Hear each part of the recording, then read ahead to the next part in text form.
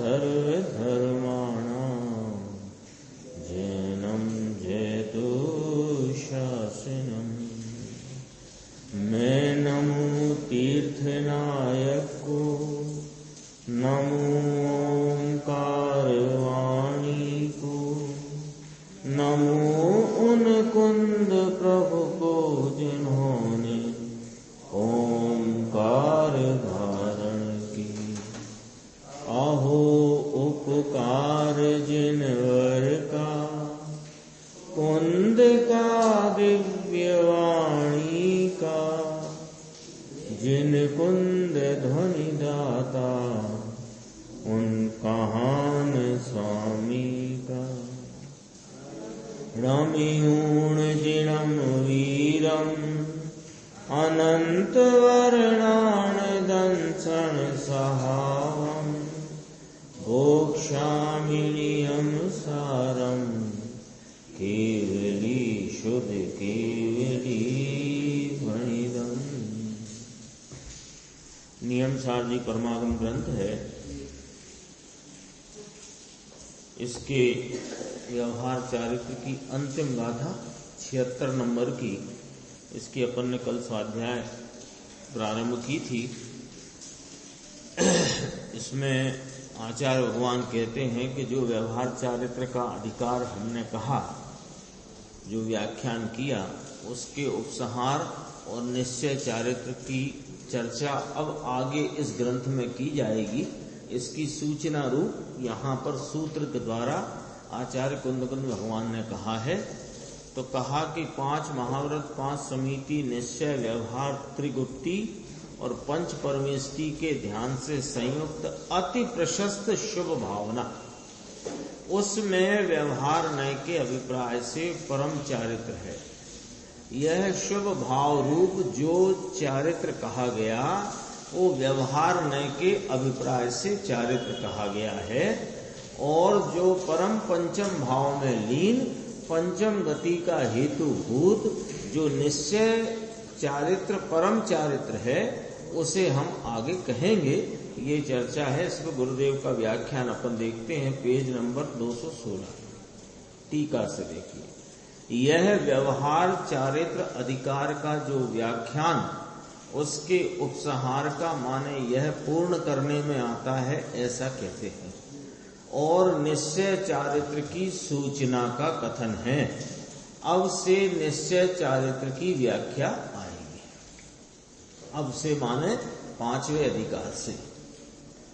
ऐसी जो पूर्वोक्त पंच महाव्रत, ये जो पूर्वोक्त पूर्व में कहे हुए इसी अधिकार की पूर्व गाथाओं में कहा, ये 5 महाव्रत का स्वरूप है। व्यवहार 5 महाव्रत, 5 समिति का स्वरूप कहा, व्यवहार गुप्ती का स्वरूप कहा, और व्यवहार के आश्रयभूत या व्यवहार के विषयभूत जो 5 परमेष्टि, उनका भी स्वरूप यहाँ कहा गया। तो देखो, ये सब शुभ भाव पंच समिति, निश्चय, व्यवहार, त्रिगुप्ती में भी जो व्यवहार भाग ये लेना है। गुप्ती में ऐसा लिया था ना, स्वरूप गुप्ती को गुप्ती कहा, लेकिन उसमें जो व्यवहार भाग है उसको लेना व्यवहार चारित्र में। और जो अंतरंग स्वरूप गुप्ती है वो निश्चय चारित्र का विषय है। वो कहने में आया है, लेकिन वो इस अधिकार में कहा तो गया है, लेकिन वह निश्चय चारित्र है। इतना ध्यान रखना, ऐसा न कर लेना गड़बड़ कि व्यवहार चारित्र अधिकार में कहा है तो व्यवहार चारित्र ही हो गया। ये इतना यहाँ ख्याल कराते हैं। और पंच परमेष्टि के ध्यान से संयुक्त अति प्रशस्त शुभ भावना, नहीं तो निश्चय गुप्ती में तो शुद्धता आती है, लेकिन निश्चय और व्यवहार में जो ये शुभ भाव, उसको लेना यहाँ क्यों लेना कि आगे एक कलश कहने वाले हैं टीकाकार मुनिराज, उसमें कहेंगे कि व्यवहार को परंपरा से कारण कहा गया है। व्यवहार को व्यवहार से परंपरा कारण कहने में आया है। परंपरा कारण कहना भी व्यवहार ही है। तो वो कहेंगे, तो अभी तुमको ऐसा ना लगे कि यहां से जो चर्चा चली व्यवहार चारित्र अधिकार में, इसमें जितनी चर्चा आई वो सब व्यवहार है, ये नहीं। उसमें जितनी चर्चा आई उसमें जितना शुभ भाव रूप अति प्रशस्त भाव है, राग रूप जो भाव है, वो इस व्यवहार चारित्र का विषय कहा गया है। इतना स्पष्ट करते हैं। देखो, नहीं तो वह निश्चय गुप्ति में तो शुद्धता आती है, लेकिन निश्चय और व्यवहार रूप जहां दोनों वर्णन सामने आए उसमें ये शुभ भाव लेना व्यवहार है ना।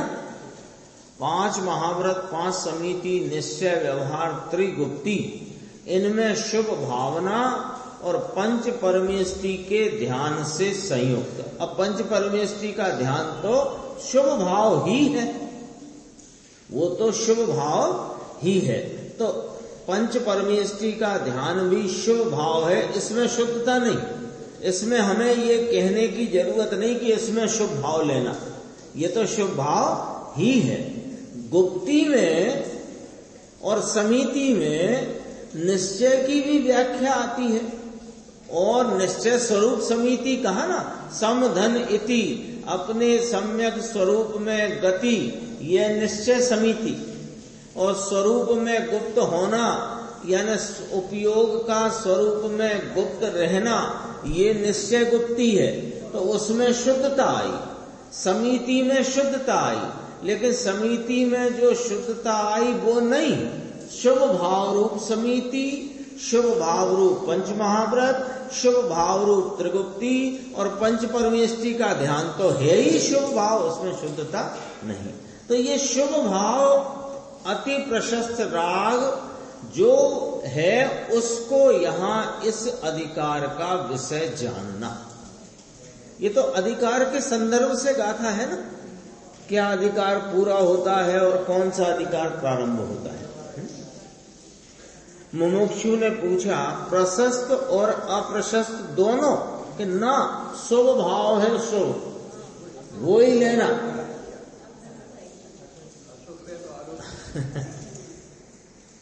जैसे मुनिराज को तो अशुभ है नहीं, और अपन विचार करते हैं, ये ग्रंथ तो मुनिराज की प्रमुखता से है पूरा, लेकिन जैसे श्रावक लोग तो उसको व्यवहार चारित्र भी है, निश्चय चारित्र भी है, और अग्रति सम्यक दृष्टि को चारित्र भी है। और उतना व्यवहार चारित्र मानना कितना दान और पूजा भक्ति आदि का, व्रत आदि का नहीं है, श्रावक को व्रत आदि का है। तो उसके अप्रशस्त भी है, 4थे 5वें गुण स्थान वाले, लेकिन वो अप्रशस्त को व्यवहार में नहीं लिया जाता है, क्योंकि व्यवहार को निमित्त रूप से चारित्र उपचार से कहा तो निमित्त अनुकूल को कहते हैं कि प्रतिकूल को भी कहते हैं, अनुकूल को कहते हैं। उस न्याय से जो शुभ भाव रूप भाव हैं उन्हें चारित्र कहने का उपचार अनुकूलता के कारण है। तो उन्होंने पूछा श्रोता ने, प्रशस्त अप्रशस्त शुभ भाव है शुभ, शुभ भाव में उसमें व्यवहार नय के अभिप्राय से परम चारित्र है। लो, व्यवहार नय से इसको चारित्र कहने में आता है नहीं। बोलो, ये कहने में आता है का भाव पकड़ में आता है कि अपने को चंद्रेश भाई क्या कहते हैं, ये बार बार आता ना, कहने में आता है, इसका भाव पकड़ में आता है कि नहीं आता है, वो समझते हैं पर थोड़ा सा कि ये अपन ने कहा कोई व्यक्ति अपने साथ जाता था तो उधर से सामने से भी अपना परिचित आया, और साहिब कैसे हो, जय जिनेन्द्र जय जिनेन्द्र, ये साथ में भाई साहब कौन है, हम इनको भाई ही कहते हैं। अब जब ये कहा ये हम इनको भाई ही कहते हैं, तो इसमें क्या समझ में आया कि भाई है नहीं, कहते हैं, आ गया ना स्पष्ट। तो यहां भी वो कहते हैं वो समझो, यहां उसी दृष्टांत से वो आशय पकड़ो। देखो, व्यवहार नय से इसको माने किसको? शुभ भाव है उसको, शुभ भाव है उसको व्यवहार नय से चारित्र कहने में आता है। क्या अर्थ निकल गया? कि चारित्र है नहीं कहने में आता है। आ गया ना मुकेश भाई? यही तो आशय आया। निश्चय से परम चारित्र, ये तो इसको व्यवहार से परम चारित्र का आरोप देने में आता है। अब गुरुदेव समझाते हैं परम शब्द क्यों उपयोग किया। चारित्र कह देते, व्यवहार चारित्र है, आरोपित है, उपचार से है, परम शब्द का प्रयोग क्यों किया? कि शुभ भाव भी समकित दर्शन ज्ञान चारित्र सहित है, उसके शुभ भाव को व्यवहार से चारित्र कहने में आता है।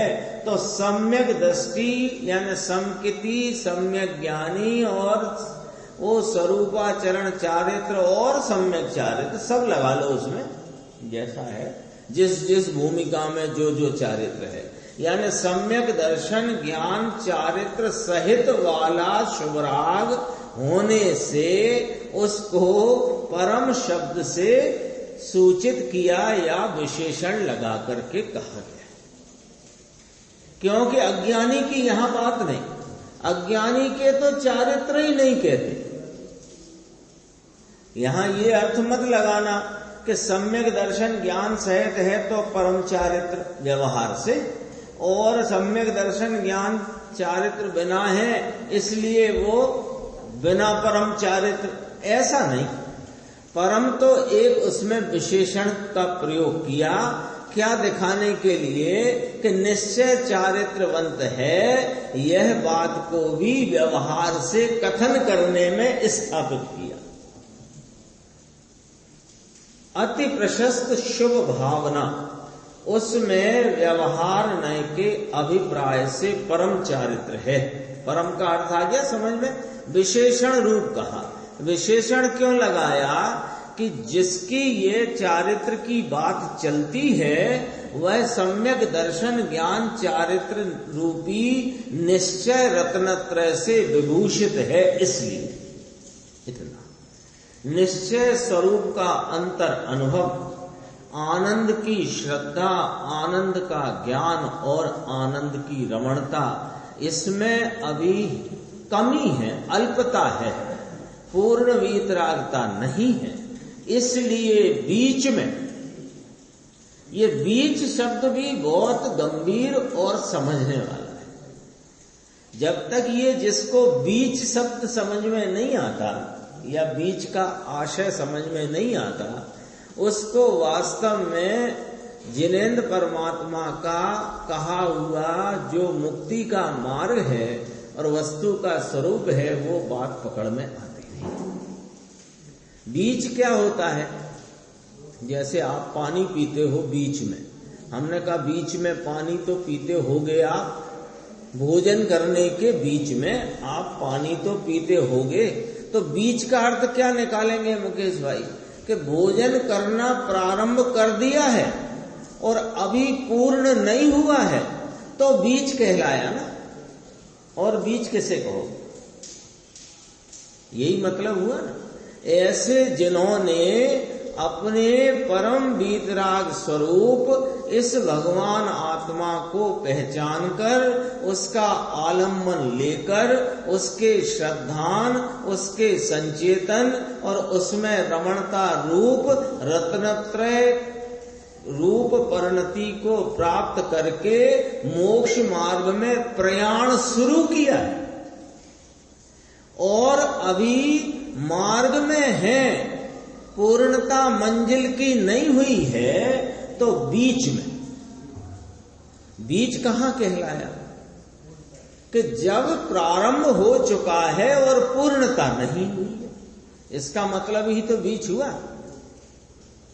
यहां से आप गुना जाते हो, 1 घंटे का रास्ता सही, पर रास्ते में आप पानी वानी पीते हो क्या बीच में? तो बीच में तो तभी कहेंगे जब प्रारंभ हो गया। ये शब्द का भाव बहुत गंभीर है और ये बीच में शब्द बहुत आता है। जब जब भी व्यवहार चारित्र के किसी प्रकार के प्रशस्त राग की अथवा किसी प्रकार के व्यवहार चारित्र रूपी किसी विषय की बात आती है तो ये शब्द बीच में आएगा। इससे ये स्पष्ट हो जाता है कि जब तक स्वरूप का भान होकर अपने स्वरूप की प्रतीति संचेतन और लीनता का भाव प्राप्त नहीं हुआ है तब तक किसी प्रकार का कोई भी कितना शुक्ल लेस्या तक का भी जो शुभ राग है वो व्यवहार चारित्र नाम को भी प्राप्त नहीं होता। इसका अर्थ ये निकल के आता है। शुक्ल लेस्या तक का अति प्रशस्त शुभ भाव। अब आपके समझ में आया यहां परम शब्द का प्रयोग क्यों किया गया। यहां परम इस व्यवहार से परम चारित्र, तो व्यवहार ही है उसमें परम शब्द क्यों लगाया कि इसलिए लगाया क्योंकि तुम गलती से भी वो जो शुक्ल लेस्या वाला द्रव्यलिंगी का ऐसी कषाय की मंदता वाला जो क्रिया रूप कार्यक्रम है कि जिसमें यहां से चाकू से चीरा लगाकर और मिर्च भी भर दी जाए तो आंख की कोर लाल नहीं होती, इतनी मंद कषाय वाला जो भाव है वो भाव शुभ राग शुभ लेस्या में तो आएगा। वो कौन सी? शुक्ल लेस्या में। शुक्ल लेस्या वाला शुभ राग कहलाएगा लेकिन व्यवहार चारित्र नहीं कहलाएगा। तो बीच में का अर्थ ये समझना, बीच में जैसे अपन सब तो अनादिकाल के हैं ना सभी जीव, तो अपन सब ने अनंती बार इस प्रकार से दिगंबर जिन लिंग को धारण किया, द्रव्यलिंग धारण किया और सब व्रतादि का पालन किया, विकल्प रूप क्रिया से भी और जड़ क्रिया शरीर क्रिया से भी। लेकिन वो चारित्र नाम क्यों नहीं पाया मुकेश जी? क्योंकि बीच होता तो कहते चारित्र, बीच कहां था? तो प्रारंभ ही नहीं हुआ। और कितनी बार किया है? चलो साहब 1 2 4 बार का छोड़ दो, शुरू का, बाद का तो कह देते, अनंत बार में 1 आध बार का तो कह दो। नहीं, बीच का अर्थ बहुत गंभीर है। देखो इसमें लिया, इसका अर्थ बिल्कुल स्पष्ट करते हैं गुरुदेव। देखो पीछे के पेज से, निश्चय स्वरूप माने अपनी आत्मा का वास्तविक यथार्थ ज्ञान आनंद नित्यानंद निर्मलानंद स्वरूप, उसका अंतर अनुभव, आनंद की श्रद्धा, आनंद की श्रद्धा माने आनंद रूप वस्तु की श्रद्धा, आनंद का ज्ञान माने आनंद रूप वस्तु का आनंद रूपी ज्ञान, संचेतन में आनंद आता है ना, और आनंद की रमणता माने आनंद स्वरूप वस्तु की रमणता में बरतती आनंद की धारा। इसमें अभी अल्पता है, पूर्ण वीतरागता नहीं। आ गया देखो, है अल्प है पूर्ण नहीं, 3 बातें आई, है अल्प है पूर्ण नहीं, 3 बातें आई। तो अल्प तो है पूर्ण नहीं, तो अल्प है इसलिए बीच में शुभ भाव इसको होता है। ध्यान रखा जाए यहां अज्ञानी की बात नहीं है, यहां नहीं है, अरे कहीं नहीं है। यहां माने जिनेन्द्र परमात्मा की जिनवाणी का वांचन है, इसमें अज्ञानी को भी स्वभाव होता है, उसको भी चारित्र कह सके, ऐसा जिनेन्द्र परमात्मा की जिनवाणी में कहा ही नहीं है।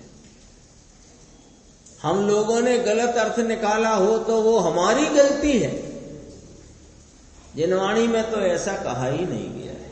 देखो, जिसको निश्चय सम्यक दर्शन ज्ञान चारित्र है, इसको ऐसा शुभ भाव होता है। और गंभीर है ये बात, सामान्य नहीं कथन है ये भाई जी। जिसको निश्चय सम्यक दर्शन ज्ञान चारित्र है, इसको ऐसा स्वभाव होता है, और जिसको सम्यक दर्शन ज्ञान चारित्र नहीं, उसको ऐसा स्वभाव होता नहीं। तो वो अज्ञानी को जो व्रतादि का परिणाम आता है उसको काय में डालें कि तुम्हें समझ में आए वहां डालो, ऐसे शुभ भाव में नहीं डलेगा जिसमें कि व्यवहार चारित्र का। क्यों कि विकल्पों की भी जो शुभ भाव रूप विकल्प है ना, इस बात किसकी चलती है? व्यवहार चारित्र माने शुभ भाव रूपी विकल्प। पहले ही आ गया अति प्रशस्त शुभ भाव। तो जो शुभ भाव की बात चल रही है, ये वाला शुभ भाव की जो बात है, इसके संदर्भ में एक नियम है, सैद्धांतिक नियम, कि ये जो विकल्प रूपी शुभ भाव की वृत्ति है, जो जीव की परिणति में स्वतः स्वतंत्रता से अपनी योग्यता प्रमाण में उस क्षण में उत्पन्न होती है, यानी अपने जन्म क्षण में उत्पन्न होती है, वह कभी भी जीव के गुण स्थान का उल्लंघन नहीं करती। यानी पहला तो गुण स्थान हो, और पांचवें गुण स्थान का भाव विकल्प इसको आए, आता ही नहीं। अच्छा साहब कैसे नहीं आता? अज्ञानी भी तो व्रत प्रतिमाएं आदि लेता है श्रावक की, और द्रव्यलिंग भी धारण करता है, महाव्रत भी धारण करता है। वो सिर्फ जितने भी उसके विकल्प हैं वे बनावटी हैं, बनावटी है। पर्याय पर दृष्टि रखकर उन विकल्पों की उपादेयता में विकल्पों को उपजाने की चेष्टा करता है, वे विकल्प बनावटी। इसलिए ये नियम है, सिद्धांत है, आगम की बात है कि विकल्प नाम शुभ और अशुभ भाव की वृत्ति वो गुण स्थान का उल्लंघन नहीं करती। ऐसा ही है। तो इसमें गुरुदेव श्री फरमाते हैं, जिसको निश्चय सम्यक दर्शन ज्ञान चारित्र, इसको ऐसा शुभ भाव हो, ये शुभ भाव को व्यवहार चारित्र फिर क्या आया? कहा जाता है। समझ गई हंसी? कहा जाता है का अर्थ, ठीक है। अब कहने में आए हुए, अब कहने में आने वाले पांचवें अधिकार के विषय, विषय मान पांचवें अधिकार में चार अधिकार हो गए। परम पंचम भाव में लीन लो, ये निश्चय चारित्र, निश्चय चारित्र और व्यवहार चारित्र, दोनों चारित्र की इस गाथा में सरल और संक्षिप्त व्याख्या आ गई। क्या आ गई? कि जो परम पंचम भाव में लीन परिणति है उसका नाम क्या है? निश्चय चारित्र। और यह निश्चय चारित्र जिनको वर्तता है उनको अभी अल्पता है, पूर्णता नहीं। तो पर लक्ष्य से उत्पन्न होने वाला जो प्रशस्त शुभ राग का परिणाम है उसे व्यवहार से व्यवहार चारित्र कहने में आया है। बोलो, दोनों चारित्र की व्याख्या आ गई कि नहीं आ गई? समझ में आ गई? क्या निश्चय चारित्र किसे कहा? पंचम परम भाव में लीन उपयोग की दशा, उसको निश्चय चारित्र कहते हैं। वह पंचम गति का हेतुभूत है, ये भी कह दिया। और जिसको ऐसा स्वरूप के आलम्बन में वर्तती उपयोग दशा वाला जो निश्चय चारित्र प्रकट हुआ है, उसको अभी पूर्णता जब तक नहीं है तब तक आने वाले प्रशस्त शुभ भाव को व्यवहार चारित्र कहने में आता है। दोनों की बात आ गई। अब कोई समस्या ही नहीं है। अब ये वाला मामला तो अपने चित्त में एकदम कांच की तरह स्पष्ट हो गया कि निश्चय चारित्र किसे कहना और व्यवहार चारित्र किसे कहना। अब इसमें कहां उलझन रह गई? सारी उलझन यही तो पड़ती है यशवंत भाई। कहां पड़ती है कि लोग व्यवहार चारित्र को निश्चय चारित्र मान बैठते हैं। तो अपने सामने तो कांच की तरह स्पष्ट दोनों व्याख्याएं आ गई हैं। देखो, परम पंचम भाव में लीन त्रिकाली परमात्म स्वरूप अपना, इसमें जिसकी लीनता जमी है, पंचम गति का हेतुभूत। देखो, व्यवहार में पंचम गति का हेतुभूत ऐसा शब्द नहीं था व्यवहार चारित्र वाली बात में। और इसमें क्या कहा, पांचवा ऐसा कहा, व्यवहार नय के अभिप्राय को परम चारित्र है, बस इतना तो कहा था। लेकिन ये तो पंचम गति का हेतुभूत, मोक्ष का कारण, अंदर ध्रुव स्वभाव, इसमें लीनता, यह निर्विकारी निर्विकल्प दशा, वीतरागी परिणति। तो पंचम भाव किसको कहना मुन्ना लाल जी भाई साहब? ये ध्रुव परमात्मा, उसमें लीन कौन? वर्तमान वीतराग परिणति। इससे ज्यादा सरल कहने वाला वर्तमान में आपको कोई महापुरुष मिलने वाला नहीं है, पक्की बात है। देखो कितनी, बस अपन क्या थोड़ा जो कह रहे हैं उधर अपना ये चित्त की एकाग्रता या उसकी कंसंट्रेशन उस तरफ रखो जो वो कह रहे हैं, फिर अपने सब समझ में आता जाएगा। देखो कहा ना, अंदर ध्रुव स्वभाव, इसमें लीनता, ये निर्विकारी निर्विकल्प दशा, वीतरागी परिणति। फिर दोबारा लो, पंचम भाव ये ध्रुव, इसमें लीन। लीन कौन होएगा? वस्तु थोड़ी वस्तु में लीन होती है, वस्तु स्वरूप ध्रुव परमात्मा विषय रूप भाव, उसमें लीन होती है वर्तमान वीतराग परिणति। ये पंचम गति का कारण है, मोक्ष का कारण है, पूर्णता का कारण है। शुद्ध निश्चय न स्वरूप परम चारित्र द्रष्टव्य नाम देखने योग्य है, उसकी आगे चर्चा चलेगी। और अब नियम सार गंभीर से गंभीर होता जाएगा। अब जो आगे चर्चा चलेगी उसमें गंभीर से गंभीर भाव इस नियम सार नामक महापरमागम के अंतर में अपने को जानने को, पढ़ने समझने को मिलेंगे।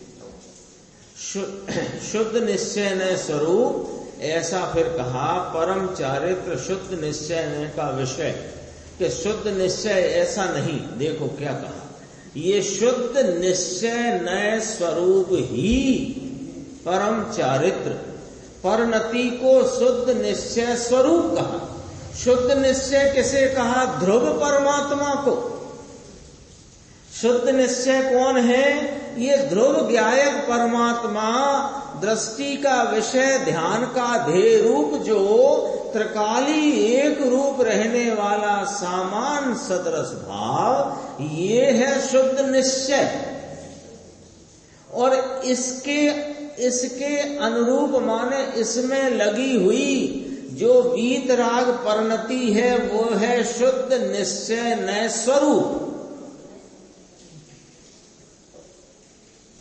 शब्दों में क्या भाव है वो अपन पकड़ने की कोशिश करते हैं गुरुदेव श्री के माध्यम से। देखो, शुद्ध निश्चय नयात्मक, नयात्मक माने उस स्वरूप, शुद्ध निश्चय नय स्वरूप कहो कि शुद्ध निश्चय नयात्मक, परम चारित्र द्रष्टव्य नाम देखने योग्य है। देखने योग्य है माने अनुभवने के योग्य है, स्थिरता करने के योग्य है। ये अधिकार पांचवा कहेंगे। इसमें एक मार्ग प्रकाश नामक ग्रंथ का श्लोक जो लिया था उसको अपन पढ़ते हैं।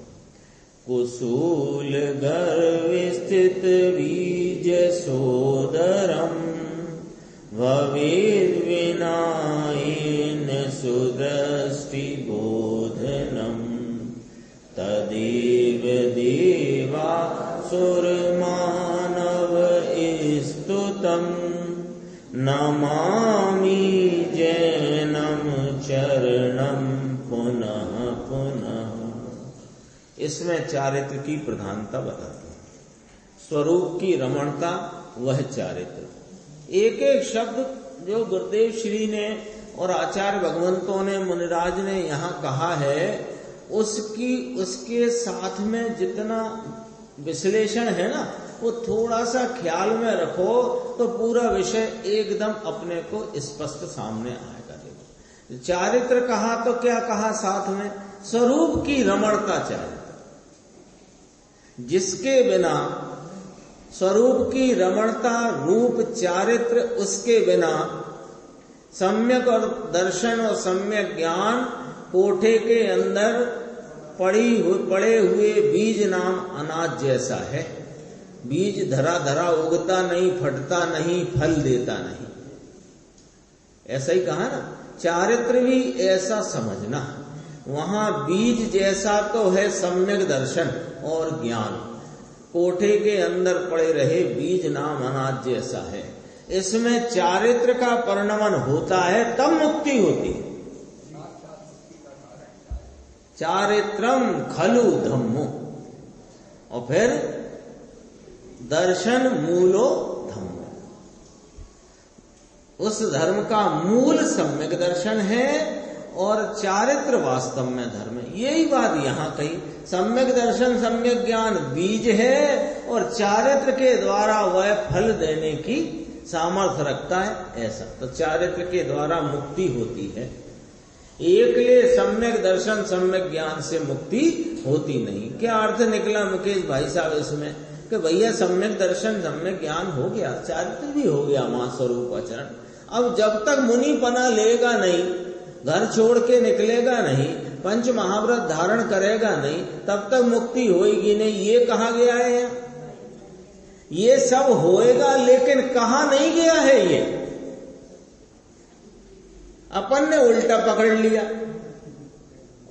हाँ भाई, हम जान गए हैं सम्यक दर्शन ज्ञान, सम्यक दर्शन के बिना दंशन मूलो धम्मो लिखा है आचार्य भगवान ने, तो सम्यक दर्शन के बिना धर्म नहीं और मुक्ति का मार्ग भी प्रारंभ नहीं होता और मुक्ति भी नहीं होती। ये बात हमने समझ ली, लेकिन हमें ये बता दो, बिना मुनि बने कौन मुक्ति गया? कोई नहीं गया भैया, न जा सकता। पर मुनि बनना क्या होता है ये तो पता करो, कि जो स्वरूप सम्यक दर्शन में जान पहचान होकर के उसकी प्रतीति और उसका आस्वादन लिया, उस ही विषय में स्थिरता रमणता की उग्रता से उपजा हुआ जो चारित्र है, उसके द्वारा मुक्ति होती है। और इस बीच में जो अस्थिरता और कमजोरी, और एक शब्द सुनो, उसमें जितनी पुरुषार्थ की हीनता बरतती है, उतना उतना महाव्रत आदि का परिणमन होता है। महाव्रत का परिणाम पुरुषार्थ का प्रतीक नहीं है, वह पुरुषार्थ की हीनता का परिचायक है। देख लो, एकला सम्यक दर्शन सम्यक ज्ञान से मुक्ति नहीं होती। सम्यक दर्शन के विषय भूत निज त्रिकाली भगवान आत्मा के उग्र आलम्बन द्वारा उपजा हुआ जो चारित्र का आनंद रूप वीतराग परिणति का भाव है, उससे मुक्ति रूपी फल की प्राप्ति होती है। आगे देखना जरा 218 पेज। यह जो चारित्र है, कहा ना, ये जो चारित्र कैसे कहा? चारित्र कैसे कहा अंशी? परम पंचम भाव में लीन, पंचम गति का हेतुभूत। दो बातें याद कर लो।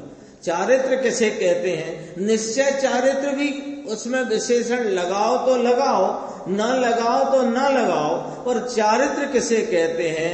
परम पंचम भाव में लीन, पंचम गति का हेतुभूत जो वीतराग भाव है, उसका नाम चारित्र है। बस इतना ख्याल में रखो। जब भी बात चले चारित्र की तो क्या याद आना चाहिए? ये। संयम की बात चले तो क्या आना चाहिए याद? ये। कहते ना वो देवगति में संयम नहीं धारण कर सकते हो, पंचकल्याणक में पूरा एक दृश्य उपस्थित किया जाता है।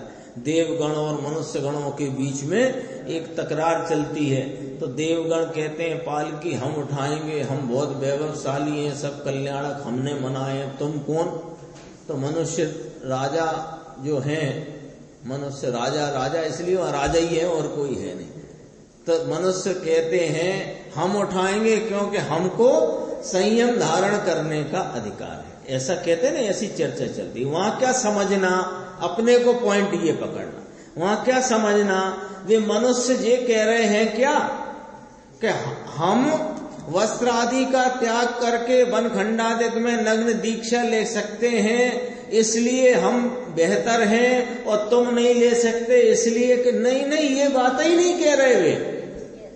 वो मंच पर जितना प्रदर्शन है, अपन तो नाटक ही देख पा रहे हैं, अभी पंचकल्याणक देखने का पंचम काल भरत क्षेत्र में अवसर नहीं है, लेकिन जो देख रहे हैं उसमें क्या समझ में आती है बात कि वे देव ये कह रहे हैं कि हमारी पर्यायगत योग्यता ऐसी है कि हमको 3 कषाय चौकड़ी का उदय वर्तता है, और मनुष्य कहते हैं कि हमारी पर्यायगत योग्यता ऐसी है कि हमको 3 कषाय चौकड़ी की अभाव रूप दशा तुरंत प्रकट हो करके और पूर्ण दशा की प्राप्ति हो सकती, ये कहना। ऐसा वह चारित्र, इसकी बात चलती, ऐसा जो सुर असुर मनुष्यों से स्तुति करने में आया हुआ जिनोक्त चारित्र, परमेश्वर का कहा हुआ अंतर आनंद की रमणता रूप चारित्र, उसको मैं पुनः पुनः नमन करता हूं। स्वयं भी मुनि है और ऐसे चारित्र को बारंबार मेरा इसमें स्तवन है, नमन है, परनमन है, विशेष नमन करता हूं।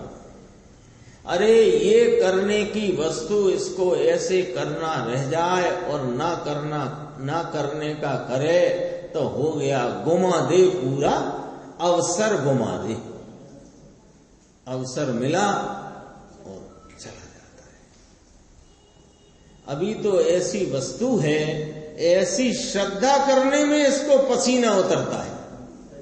यह गायक परमात्मा सिद्ध समान, यह स्वरूप वाला अपना निज आत्मा, अनंत आनंद का सागर आत्मा, ज्ञान का भंडार आत्मा, इसको स्वीकार करने में इसको पसीना निकलता है। नहीं, ऐसे करे, नहीं, अभी तो व्यवहार ही होता है, शुद्ध होता ही नहीं साहब। अभी तो ले ठीक शुद्ध नहीं होता तो फिर इसको व्यवहार भी कहते नहीं जिसको तू व्यवहार कह रहा। बोलो आई बात पकड़ में, लॉजिक आया कि जिसको तुम व्यवहार, अभी तो देखो साहब पंचम काल भरत क्षेत्र है, यहां तो बस शुभ भाव ही होता है, व्यवहार ही होता है, निश्चय होता नहीं। अरे निश्चय नामक शुद्ध भाव यदि नहीं होता तो तेरा ये व्यवहार कहां से आया? इसका मतलब ये हुआ कि पंचम काल में धर्म ही नहीं होता, विधर्म का परिणमन है। इसका मतलब तो ये निकला तुम्हारी बातों से, अधर्म का परिणमन है, धर्म है ही नहीं किसी रूप में। और फिर तुम कौन हो ये भी बता दो, लगे हाथ। तुम कौन हो ये भी बता दो। शुद्ध होता नहीं, और शुद्ध के बिना शुभ को कोई नाम दिया जाता नहीं। वह तुम कौन हो? शुद्ध ना होए तो इसको व्यवहार भी कहने में आता नहीं। शुद्ध आचरण, शुद्ध दर्शन, ज्ञान, चारित्र ना होए तो इसको व्यवहार भी कहने में आता नहीं। निश्चय होए तो व्यवहार कहने में आता है। क्या होए? स्वयं स्वयं को क्षेत्र, स्वयं का ही खंडन करके बैठ गया और माने कि हमको इसमें कुछ लाभ में है। हम क्या होए? ऐसा अनादि से जगत लुटता आया है। अरे भैया, ये जो जैन का चारित्र, कौन सा जैन का चारित्र? अंशी दोबारा बोलो। पंचम परम पंचम भाव में लीन, पंचम गति का हेतु भूत जो निश्चय चारित्र है, ऐसे जैन चरण नाम चारित्र को, भगवान के कहे चारित्र को मैं भरी भरी ने नमूचू, मुनिराज कहते हैं। स्वयं 3 कषाय चौकड़ी की अभाव रूप परम वीतराग चारित्र में वर्तने वाले वे इस चारित्र को कहते हैं भरी भरी नमूजो, पुनः पुनः मैं नमन करता हूं। 107 कलश है, अंतिम कलश इस अधिकार का अपन पढ़ते हैं। शीलम अपवर्ग योषिद अनंग सुख स्यापि मूलम आचार्य प्राहुर्व्यवहारात्मक वृत्तम अपि तस्य परंपरा हेतु। और यह व्यवहार चारित्र अधिकार की अंतिम गाथा की टीका पूर्ण करते हुए टीकाकार मुनिराज श्री पद्म प्रमलधारी देव श्लोक कहते हैं। श्लोक अर्थ है, आचार्यों ने शील को, शील क्या, शील शब्द भी चलता है ना बहुत, शील माने क्या, निश्चय चारित्र, अपने स्वरूप में रमना ही शील है। ब्रह्मचर्य कहो, शील कहो, स्वरूप रमणता कहो, एक ब्रह्मचर्य शब्द आता है ना, ब्रह्म नाम ब्रह्म स्वरूप आत्मा, इसमें चरना रमना जमना, इसका नाम ब्रह्मचर्य, इसी का नाम शील है, इसी का नाम तप है। आगे सब पूरा वर्णन यही आने वाला है। तुम प्रतिक्रमण कहो तो ये, आलोचना कहो तो ये, प्रत्याख्यान कहो तो ये, एक ही बात चलेगी, एक ही बात है।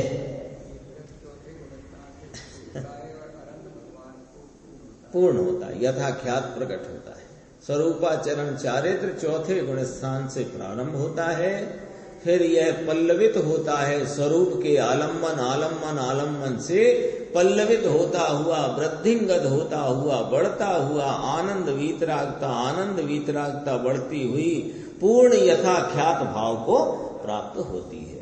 आचार्यों ने शील को यानी निश्चय चारित्र को मुक्ति सुंदरी का अनंग, अनंग माने अशरीरी है ना, मुक्ति सुंदरी का जो सुख है वो अशरीरी रूप है, ऐसा इसमें अनंग कहा, अनंग सुख का मूल कहा है। और व्यवहारात्मक चारित्र भी उसका परंपरा कारण है, ऐसा। इस प्रकार सुख विजन रूपी कमलों के लिए जो सूर्य के समान हैं, सुख विजन रूपी कमलों को यानी जो सुकविजन, हाँ, सुकविजन रूपी कमलों के लिए जो सूर्य के समान है, जैसे कि सूर्य कमल को खिलाने में निमित्त होता है, ऐसे यह पद्म प्रमलधारी देव के उनके द्वारा रची हुई टीका और कुंद कुंद आचार्य भगवान द्वारा रचा यह ग्रंथ तो सूर्य के समान कहा। और 5 इंद्रियों के फैलाव रहित देह मात्र जिनको परिग्रह था, ऐसे श्री पद्म प्रमलधारी देव द्वारा रची हुई नियम सार की तात्पर्य वृत्ति नाम की टीका में, अर्थात श्रीमद् भगवत कुंद कुंद आचार्य देव प्रणीत श्री नियम सार परमागम की निर्ग्रंथ मुनिराज श्री पद्म प्रमलधारी देव विरचित तात्पर्य वृत्ति नाम की टीका में व्यवहार चारित्र अधिकार नाम का चौथा श्रुत स्कंद यहाँ समाप्त नाम पूर्ण होता है। इसमें कलश की थोड़ी सी चर्चा है, अभी कर ही लेते हैं, 2 मिनट लगेंगे, थोड़ा ही है विषय। आचार्यों ने, श्लोकार्थ से देखना, आचार्यों ने शील को यानी निश्चय चारित्र को, निश्चय चारित्र की बात हो चुकी है, आत्मा के आनंद की रमणता रूपी चारित्र को मुक्ति सुंदरी के अनंग नाम अशरीरी सुख का मूल कहा है। परमानंद की प्राप्ति ऐसी मुक्ति ये अनंग यानी अंग बिना का आत्मा का अशरीरी सुख का मूल कहा। लियो चारित्र का फल ये है, ऐसा कहते हैं।